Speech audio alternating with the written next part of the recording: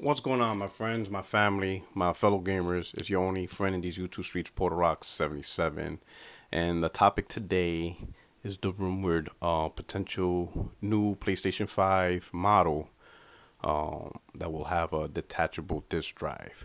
So I'm going to say up front the so what of this video, if you stick around, is number one, an understanding of this rumor of what it is. And again, it is a rumor. And number two, to clear up the confusion. All right.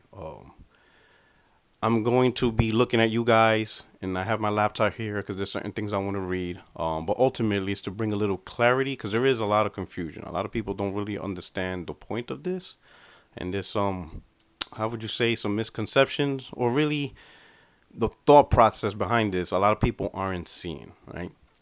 So what brought this about? This isn't the first time this rumor was mentioned, but it was brought up again with Twitter account Hunter at Next Gen Player on great account. I think he lives in Japan, but he brings up a lot of news about gaming. You know, similar to other Twitter accounts where you get latest news and some things are going on. So Hunter, shout out to him. Brought this up specifically on his Twitter. It says, and I'm gonna read it. It says, new PS5 with detachable disk drive is launching September 2023. A new report claims this drive likely won't be compatible with existing PS5 digital consoles. And then he shows the link of where the whole article room was generating from. All right.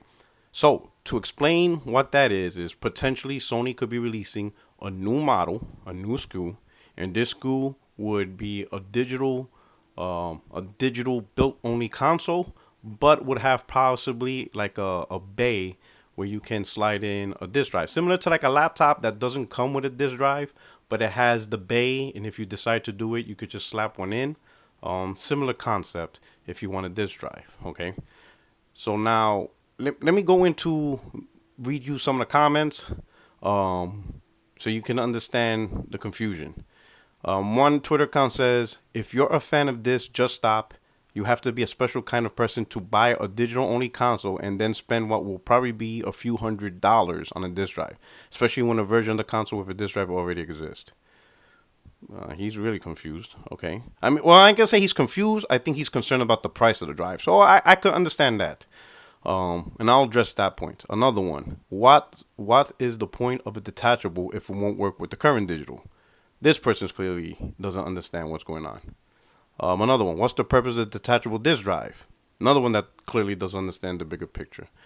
Let's say they will sell it as the digital version without the drive, and then you buy the drive as an attachment. That I guess snaps on or screws on. Great solution instead of two separate console. Shout out to that dude. His name is Stefanos Variolis Gaming. He gets it. But I'm going to go into further detail to really explain more of that. Next one, Temple Guardian. Then what's the point? Also, will the Slim be coming out at the same time? He doesn't get the point. Let's see. This one says, I think aren't really understanding that it's probably not compatible with the current digital because there's no mounting points on the current one, nor is it their connector. Most likely, the new one will be a proprietary Ethernet connection, not a USB one. Kind of gets it. This one gets it. He's there. Another Twitter account, it should be an option for those who got the digital and have been patient enough to wait this long. Patient enough to wait long for what? I don't know. It isn't compatible. Why shouldn't people just buy this version instead? What's the point of this version? So this one doesn't get it either. So a new digital PS5 will only be compatible with the disk drive and not the prior PS5 digital version. Math don't math. Yeah, you're right. The math don't math. This is more on your end, brother, or sister. If they don't support the launch of digital, that would make no sense at all. I'm not sure that's a correct statement. Just either keep buying digital or disc. If that's the case, shaking my head. Rumors for this Series S to have the best disk drive coming, to which would be nice. This guy doesn't get it either. Obviously, PS5 Mini, instead of digital disc version, it will be sold as a base unit digital with optional disc add-on. Duh. Pretty sensible move. One main SKU, upgradable option path for those that want disc. This guy gets it. So there are people who get it. There are people who don't get it. Anything to sell more by making perfectly good digital consoles not compatible. Glad I just got a normal disc drive version in the first place. So this one doesn't get it either. So there's a lot. I mean, there are hundreds of people. Majority don't get it. There's a few that do get it. So this video, I'm going to explain.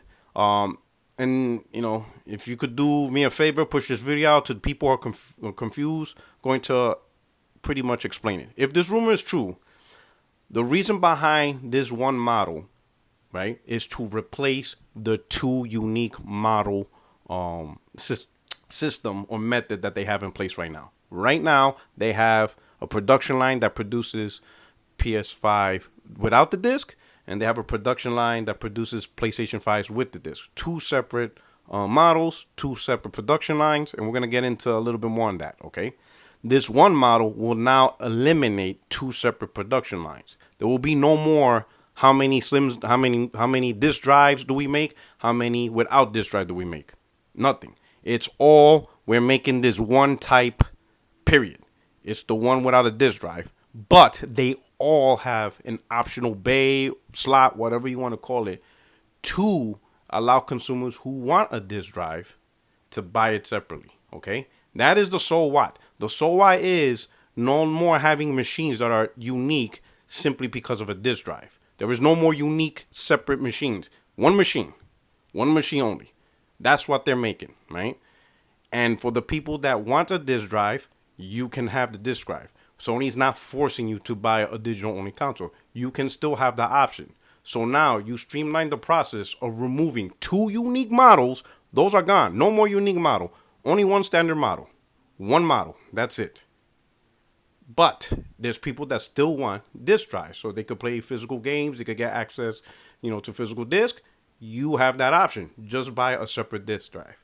So one of the points was, I think earlier, I'm gonna address this one real quick.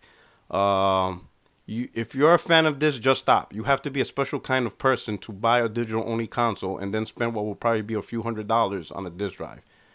I would have to say you would have to be a special kind of person to at least not do a little research. Because all you had to do was just go on Amazon app. And I guarantee he has the Amazon app. He could have, before making this statement, he could have said, you know what? Let me check to see how much standalone disc drives for 4K Blu-ray players cost for like a PC or laptop. And you can get many for like $60. And keep in mind, these drives have read-write capabilities, meaning they're burners. You can burn 4K movies or Blu-ray movies or CDs, DVDs. You can do all that.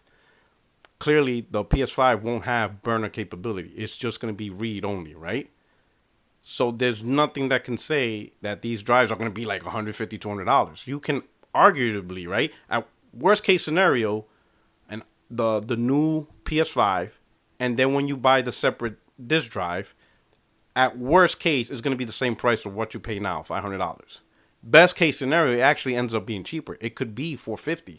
Or $460, meaning you buy this unit for $400, and then the detachables, let's say, is like $70, so it's $470. So you could probably save money doing it this way. So I don't agree with that point, right?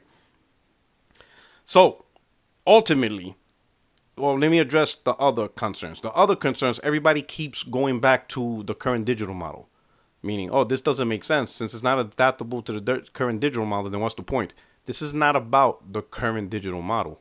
For all you guys who now have buyer's remorse and should have went physical, right? Your only option is to buy a new console. Let's say if this rumor didn't even exist. No matter what, if you wanted to go back to physical, you would have to buy the physical version, right? That means you would have to trade in your digital and then buy the one with the disc drive at a whatever the differential cost is. All right. Even if they did the slim model and they created, let's say, the PS5 Slim without a disc drive and PS5 Slim with disc drive, you would still have to buy the PS5 Slim with disc drive.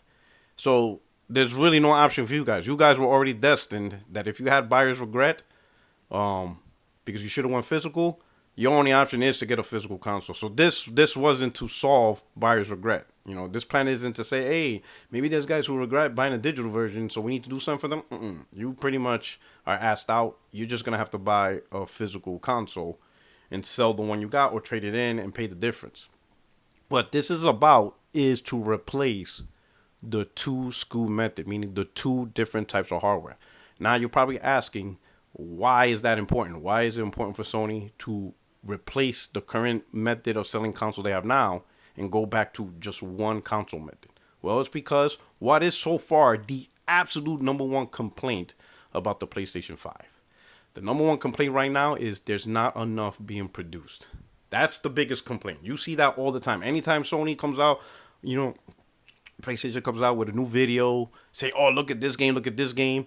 You see tons of comments be like, oh, that's great. If only there was a PS5 available for me to play these games. Oh, if there's only a PS5, hey, Sony, put some on stock. And then, of course, you see arguments. Oh, you ain't trying hard enough. You could have done this. You know, you could have gave up your firstborn. All types of nonsense. Regardless of the backlash, there is a common theme that there's not enough PlayStation 5 to go around. Now, of course, people could say if you really, really, really cared, you would put in the effort. You know, maybe some people don't want to put any effort into the PlayStation 5. And to be honest, they shouldn't, especially after 2 years. By this point, you could look at any other generation in console.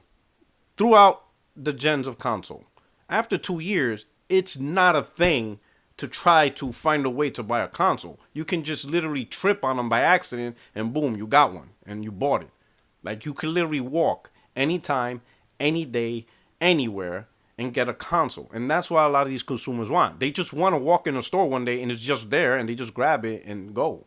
Right? Or they go on their Amazon app and there's no mailing list or there's no waiting list or anything weird like that. It's just whenever they feel like it, at any moment, boom, they bought it. And that's what majority of people want. And it should, right? It shouldn't be over 2 years. There has to be something that you have to plan around to get a console. So people want that back. So that's a huge complaint, right? And I think Sony is using this potential method to resolve that. So now you're asking, how does this resolve this situation? Well, right now, you got 2 production lines. I'm just using 2. It could be more, whatever, per whatever.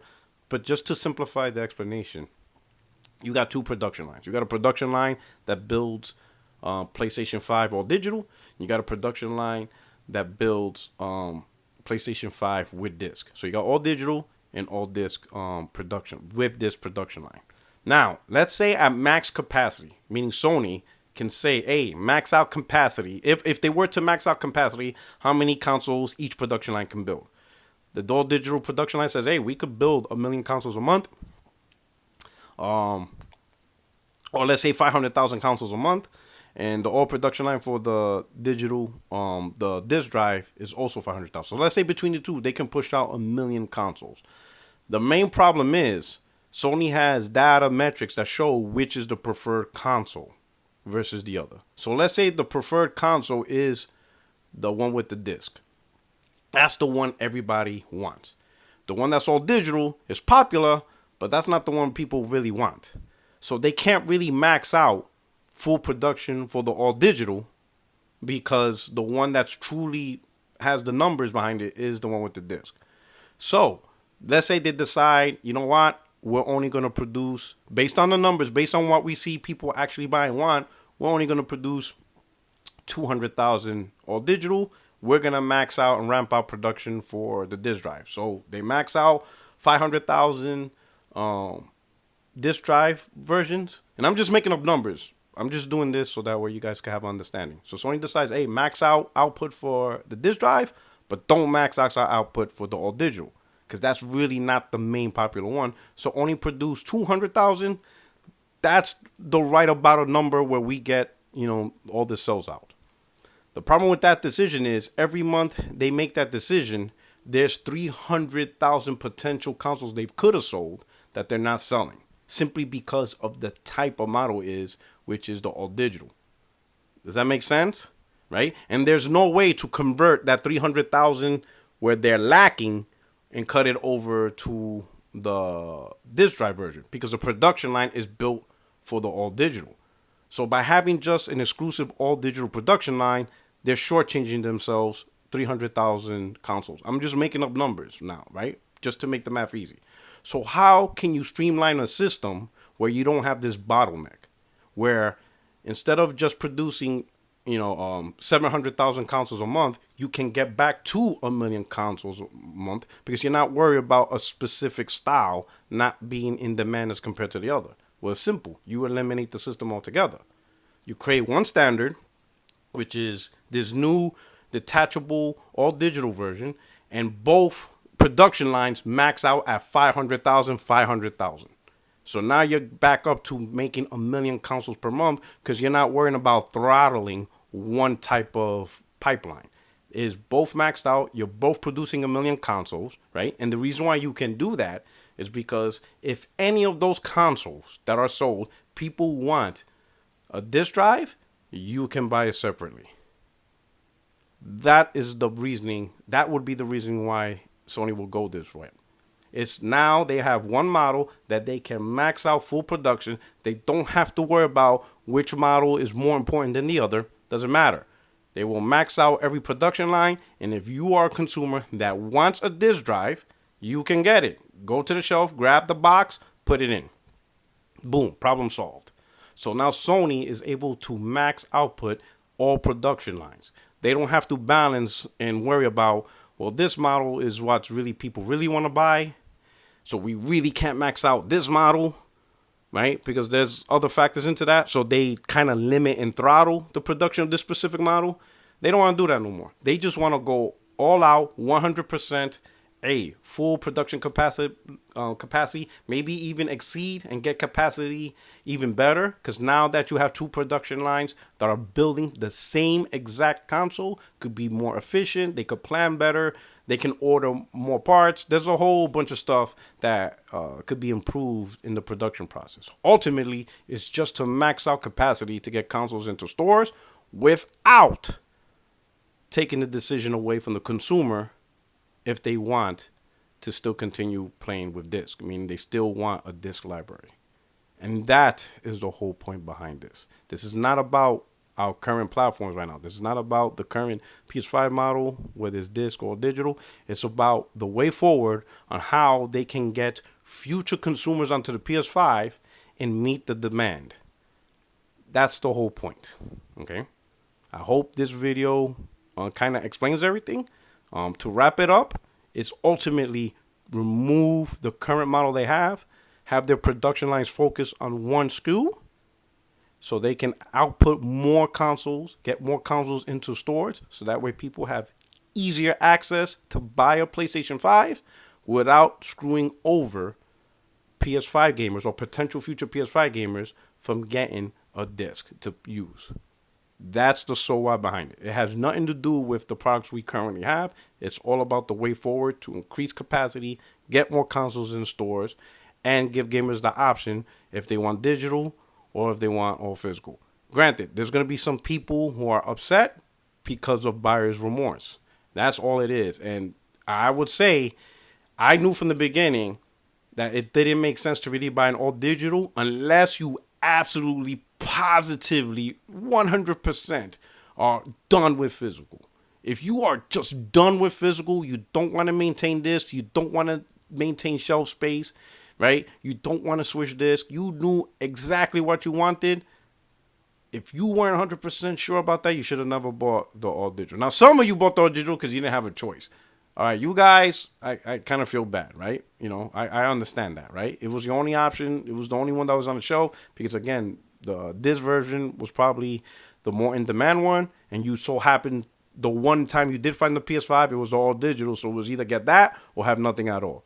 You guys are feel free, right? But I guess at this point, the only recommendation I can make is just hold out on the PS5, see if this new model comes out. If the new model comes out, just trade in your all digital and just pay the difference. I know it kind of sucks. It's not the best answer, but to be honest, that was going to be your only choice anyway. Because if Sony didn't go with this method and kept the same strategy but only went with Slim, you would still have to buy a brand new Slim. So either way, if you wanted to go digital, buying a new console was your only recourse, regardless of the decision is. Again, I hope this video provides some clarity. If you don't mind, hit the like button, subscribe to the channel if this is your first time seeing this video, and push this information out. Provide the link to other people that don't fully understand what will be the purpose behind this rumored PlayStation 5 console that potentially we can see in September. Anyway, this is your boy PorterRock77, your only friend in these YouTube streets, and I'm out of here. You guys take care. My podcast is tomorrow, Tuesday, 8:30 p.m. Eastern, 60 frames no lag. Check it out. I had to do that plug. You guys take care. Peace.